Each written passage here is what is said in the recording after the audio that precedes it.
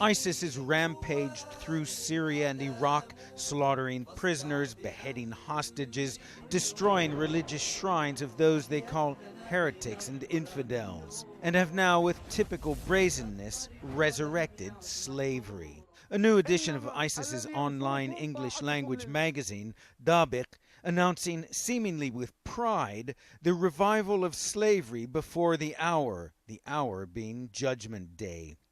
One should remember, the article says, that enslaving the families of the kuffar, the infidels, and taking their women as concubines is a firmly established aspect of the Sharia, or Islamic law.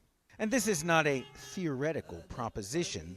As a report from Human Rights Watch underscores, slavery under the Islamic State has become an institution. The report documents the capture and forced marriage of women from Iraq's Yazidi minority and the forced conversion or murder of the men. They killed my husband in front of me, as well as my brother-in-law and my father-in-law within minutes. Now my mother-in-law and my sister-in-law are under their grip. The Islamic State were looking for women and they took them for themselves. There were around 40 women with me. Some of them were already married. The fighters were tossing sweets at us, shooting guns in the air and dancing with their weapons. Another woman recounted her ordeal to Human Rights Watch. They took all the girls with them, killed the men, and left the women. They beat us to make us submit to them.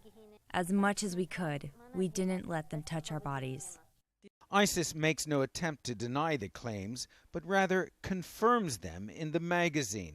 After capture, the Yazidi women and children were then divided according to the Sharia amongst the fighters of the Islamic State who participated in the Sinjar operations, after 1/5 of the slaves were transferred to the Islamic State's authority. For Yazidi men who weren't murdered, the choice was stark: convert or die.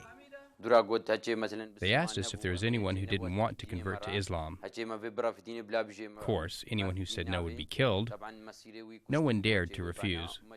It all seems like a throwback to a distant era, ISIS followers playing out an apocalyptic fantasy of rape, enslavement, and mass murder under a thin shroud of religion.